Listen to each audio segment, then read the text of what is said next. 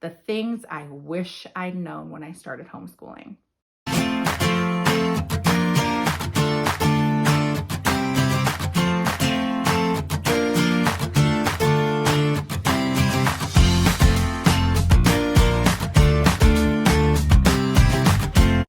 Hi there, I'm Aileen. I run this channel, Life is Aileen. I'm a homeschool mom of 4, and I'm also a food blogger over at aileencooks.com. And today I want to chat about the things I wish I'd known when I started homeschooling. Yeah, there's a few, so I had to really make a short list. This is a part of the Homeschool Show Tell Series that is hosted by Rooted in Rest and the Waldock Way. So definitely take a look at their channels because they have a lot of really, really great homeschool content, and also look at their playlists because they're putting a playlist together of everyone who creates a video on this topic this month. So I have 3 things that I wish I had known when I started homeschooling. And I want to start this by saying that I did not always know I was going to be a homeschooler or homeschool my children. I was not homeschooled. I kind of went back and forth between public school and a really teeny tiny private school.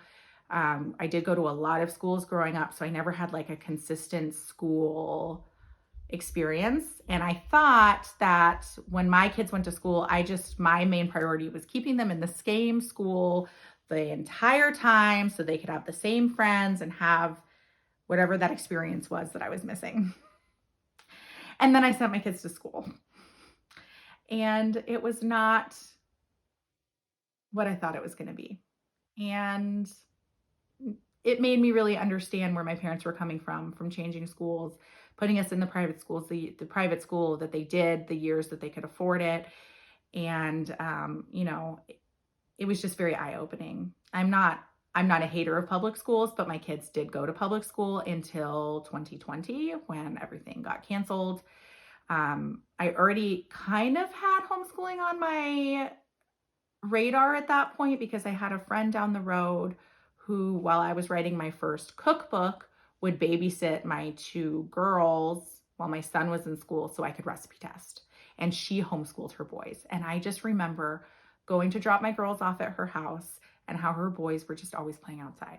First thing in the morning, they were on the trampoline, they were throwing the football. Their house, their mornings just seemed so relaxed and stress-free. And so I'm really grateful actually for that experience because it really planted that seed that I didn't know I was going to need. And that was in 2019. And then I sent my now 4th grader to kindergarten, and she did not have a great experience there. And my son was already struggling, and then everything shut down. And I knew almost instantly that I was going to homeschool the next year, and not long term, but just temporarily, because I didn't want to send my kids to school in a place where they were going to have to be masked. And the whole time, especially for one of my kiddos who's neurodivergent, I felt like her face being covered and everyone else's faces being covered was going to really hurt her ability to learn how to read facial expressions, because it's something that she really was struggling with. And I also didn't want all of the stress to be on them, not touching each other, not touching each other's things. I knew for my son that was really going to be a struggle because he was a wiggly boy, and they were already having problems with him being a wiggly boy in school. So those were my reasons for initially homeschooling, was just because I wanted to avoid that. I didn't want them to have that experience, and I saw what homeschooling could be. Now I had this idea of what homeschooling was going to be, and then through years of doing it and experiences with my own personal family, I learned that it's not always so cut and dry. To finish my story, so I can tell you about the things that I wish I'd known. So the school got canceled in March, and then they had their online school, which we opted out of within a week. And we basically spent the rest of the school year playing in the little creek by our house. And it was wonderful. Not saying that 2020 was wonderful for everyone, but that little piece was wonderful for us. We just spent time together and they played. And I think that's exactly what they needed. And by the summer, I knew that I was going to homeschool the next year. My husband got on board with it. We knew that that was going to be the right choice for us in that moment. which obviously has grown because it's now 2023 and we are still homeschooling and don't have any plans of sending our kids back. But at the time, it was just for the year. So I went into it knowing that I wanted to homeschool my kids for the year until things got back to normal. And I didn't want them to be behind. Those were my goals. I just wanted them to be able to go back to school and be able to keep up with their peers. But I also had this picture in my mind of what I thought homeschool was going to look like. I thought it was going to be us just snuggled on the couch and reading and my children quietly listening like this for hours and then playing outside and us getting our schoolwork, book work done in 20 minutes. That's really what I thought it was going to be like. And I really had to, it took me a while to accept that I can't play the comparison game because my family is not the same as someone else's family. My kids are my kids and their kids are their kids, and their experiences are going to be different. And so, yes, we do spend a lot of time snuggled on the couch and reading, but it looks a lot more like me reading while my preschooler asks for help going potty, and then my first grader is doing cartwheels over and over and over again while I'm reading.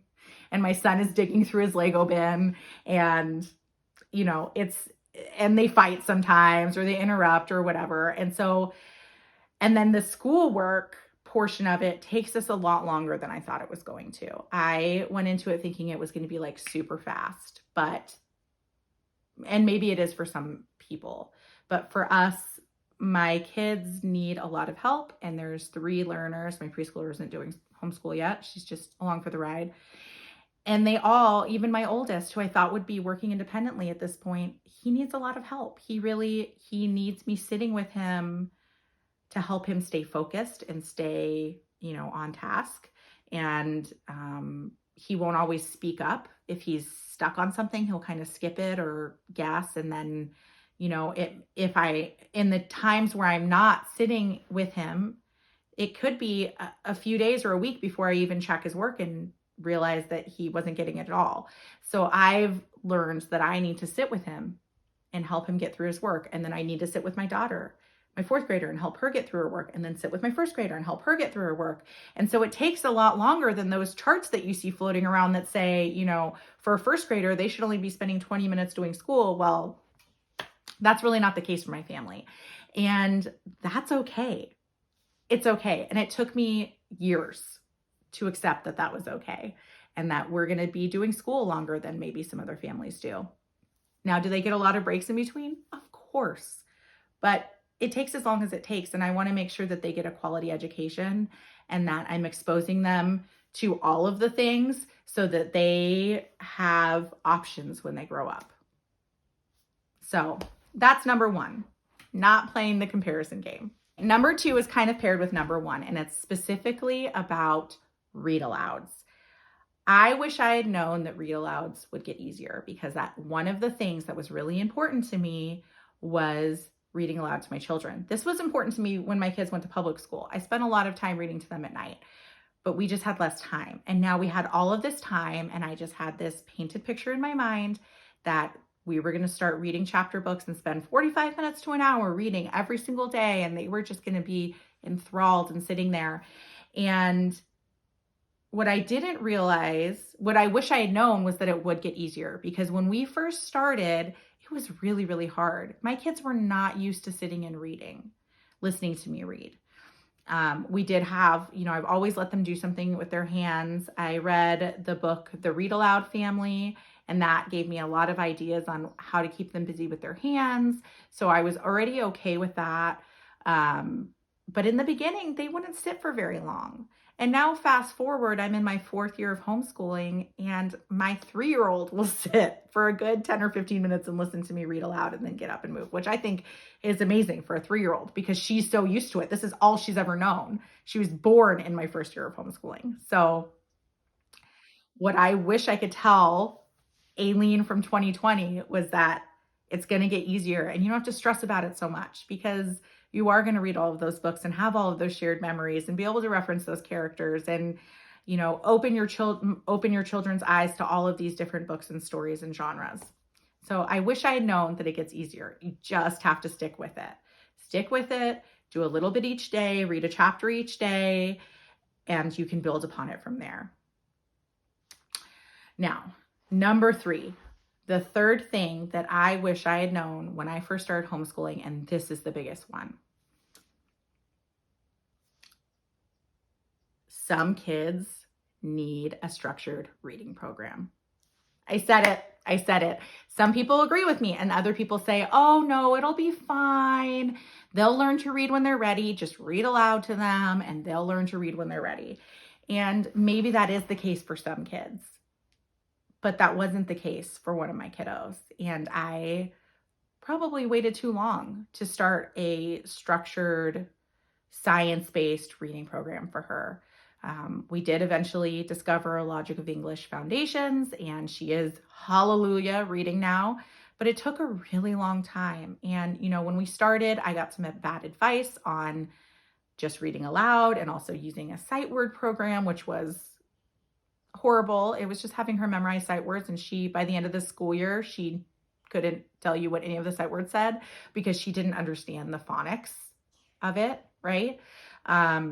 And we did later get her evaluated and find that she also has some learning disabilities that contribute to her need for a reading program. However, I will not make that mistake again. The rest of my children will learn to read with the reading program. And if that's not your jam, I understand, but I'm not going to take a risk of giving my child a disservice because, people say that they'll just learn to read if you read to them. So that's the number one thing. That's it right there. I wish I had known. Use a reading program. There's lots of them out there. People love All About Reading. They love Pinwheels, 100 Teach Your Child to Read in 100 Easy Steps, which I bought but was not a good fit for us. But that's the number one thing. I wish I could go back and just tell myself, just buy the reading program and teach her to read because she needs it. And now I know that, and my first grader is already reading because we've used that reading program. Obviously, she's a different child, and I really try not to compare them to each other. But I know that I'm making the right decision by my family by using that, and I'll be doing the same thing with my preschooler as well.